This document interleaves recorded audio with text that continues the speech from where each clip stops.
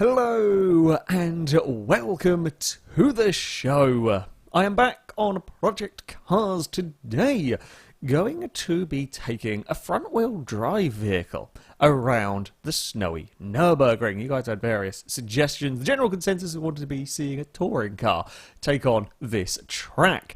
Now, there are various advantages and, well, potential disadvantages with this. Of course, we're not going to be Larry stupid oversteering, although there is potential for the back end of the car to wiggle around. It certainly should, theoretically, be more controllable, although the likes of understeer, and certainly on-power understeer, I'd imagine is going to be quite a difficult one to deal with. Also, at the end of the day, it's not going to have the power or the speed of the likes of a Can-Am car, a Formula A car, and so on and so forth, but it might have more control. I don't know. I don't know, and that is what we are going to be finding out. I am opting to use the Opel Astra. I really quite like this livery on the car. It's quite a good-looking touring car, the Astra, and yeah, I really like the multicoloured orange, black, and pink, and purple. It's a fantastically crazy livery. We are going to go racing, and of course, I'm going to have one lap here. That's it. One try to try and go faster than, well, the benchmark is still really the Audi S1, the little all-wheel drive hatchback, a 922, but if the touring car can go quicker than that, which it might stand a chance of, we're then looking at a Formula 1 car, or Formula A technically, a 904. That might be asking a little bit too much. The Zonda R is at a 915, sorry. So, yeah, we're kind of looking around. Oh, does this have... I would imagine this is a turbo. Oh, is it? Okay, fair enough. It is at 100% to begin with. I was going to say if we needed to turn the turbo up. Okay, turbo does make life a little bit more difficult, potentially, although it's not going to be 1,000 horsepower going on in this car. It's about 300, 340-ish. So, yeah, it's not quite a... crazy turbo in this, so we're not going to have... And again, even if the turbos kick in, it's going to be with understeer and wheel spin rather than wiggly twisty car. So, there we go. Right.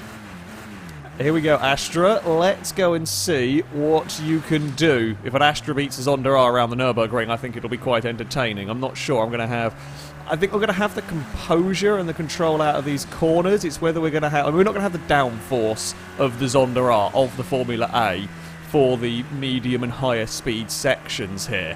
That is something that the touring car is going to be lacking. It will still have some downforce, however. Again, being a modern day race car, this is actually pretty good. My concerns of the back end, even though it is still front wheel drive, kind of off power oversteer maybe, not really founded so far.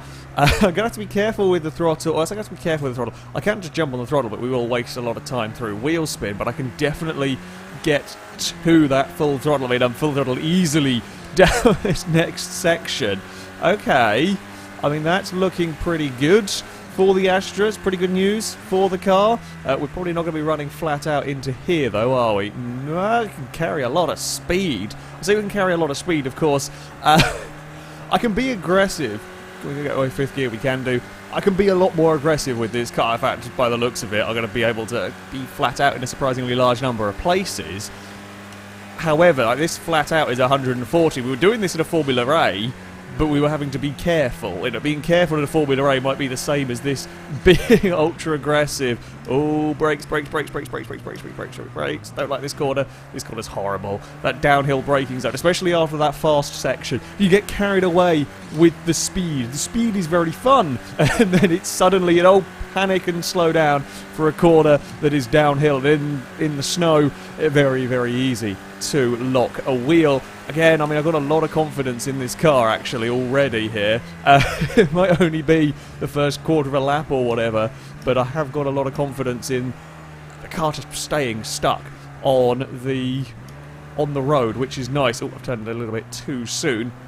That's because we don't have, huge stacks of downforce on this car. You don't go from suddenly having grip at the high-speed stuff to panicking when you get to the 30-40 mile an hour mark like you were in the Formula A, where it is constantly moving, constantly wiggling around with the with the steering. Here, I mean, you can visibly see on the wheel in the game. I mean, that's the steering movements that I am doing here. It's a lot smoother with the touring car. I'm not fighting the vehicle constantly, unlike the Formula A, unlike the Zonda R, where it's constantly wiggling around. This is a lot more composed. Now, still going to have to be slow through some corners.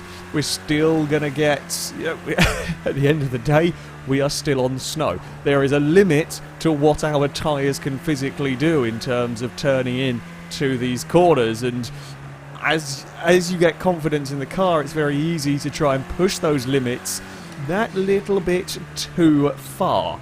And I also do know we can make up time, hopefully, through some of these corners. I'm feeling like we're doing pretty well so far.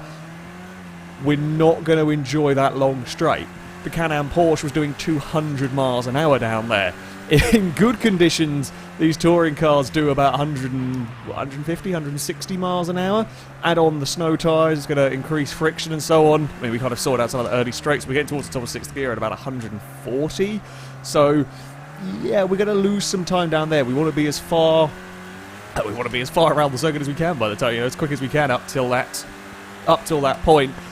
Right, this is going.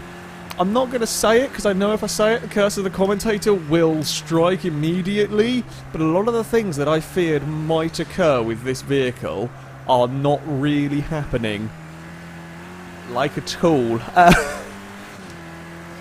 They're really not. I mean, it's not even struggling that much for drive.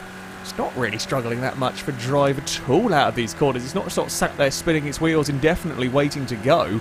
It just finds some grip and it goes. Now, there was a little bit of bum wiggling, just a smidge, just enough to make me sit up and pay attention. So yeah, I'm flat out down here. We're only doing 130, and this is we were nowhere near flat out in the Can-Ams and so on, and doing way more than that. So there are places where this car is going to be losing time. Again, there's going to be a case of can its average speed be enough to go fast? Okay, we're fine through it. I was worried that sort of crest and wiggling motion would upset the Astra. It did not. Come on, around sort of a hairpin we go. You've got to be a little bit careful. Kind of, if I jump on the throttle in second gear, that's when we get a mile of wheel spin. If I jump on the throttle in third gear, however, touring car is fine. That's really not something I expected to be saying. Yeah. Basically, a little bit of wheel spin creeping in, at those lower speeds. Bloody hell! It's ridiculously good. This is ridiculous. Well, I say ridiculous. This is very surprising.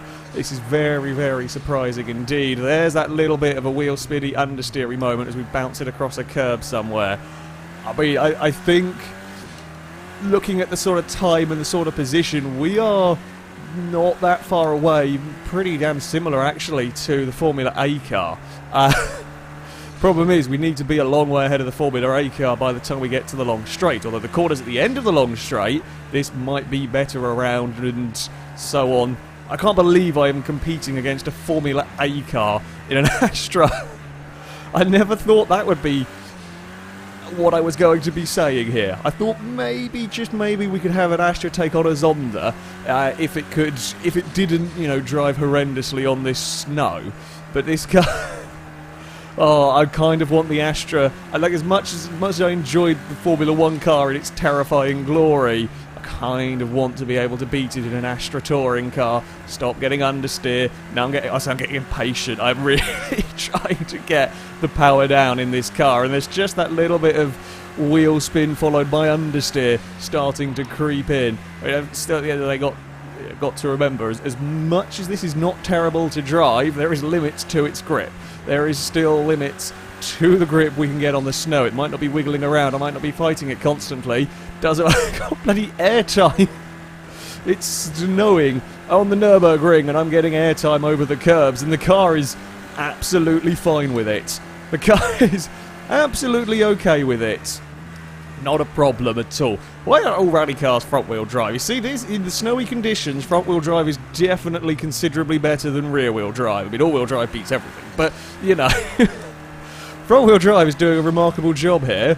Front wheel drive is doing a really very, very good job here at being controllable. Oh, I got the mini carousel. I threw it in with so much speed through the mini carousel. We got a little bit wonky. Right, we've got this long straight. Now this is where the poor Astra is going to be in a little bit of pain, because it's a very, very long straight, and we do not have a huge amount of speed here. Oh, okay, I'm getting on the... Okay, there's a...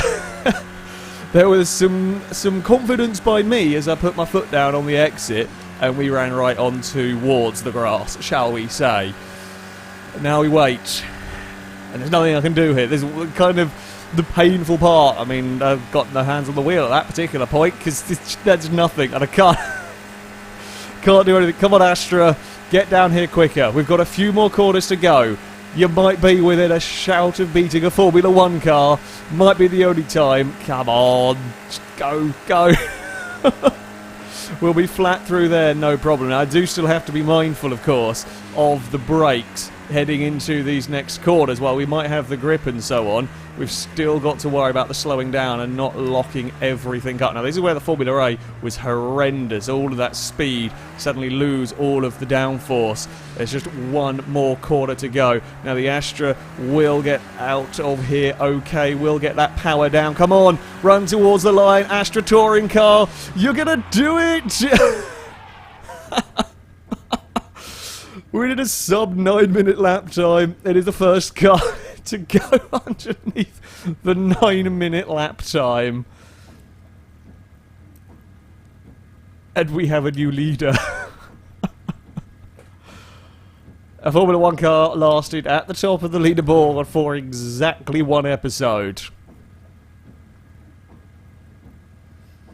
And this... This is what went and beat it. It's seriously impressive. Oh, thank you, Astra. Some celebratory... celebratory backfire. I thought there were going to be so many more problems with the car. I could see a number of areas, a number of places where a car like this might come undone, where it might get into trouble, and it doesn't.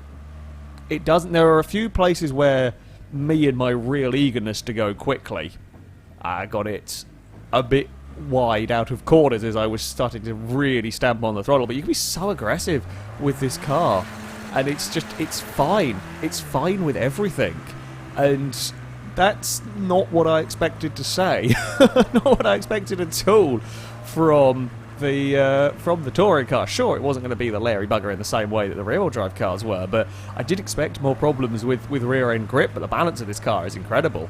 Even in the snow, the balance is absolutely incredible. So, yeah, the first car to go sub 9 minutes around this snowy Nürburgring is an Astra touring car. It will take the top of the table. It is 5 seconds faster than the Formula 1 car.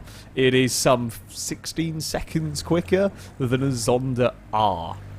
Yes, it's very snowy around here, and yes, perhaps the front-wheel drive is the better driveline option in all of this. However, Astra beats Zonda and Formula 1 is still pretty damn awesome. Here we go. That is going to be it for this video. Thank you very much for watching, and until next time, goodbye.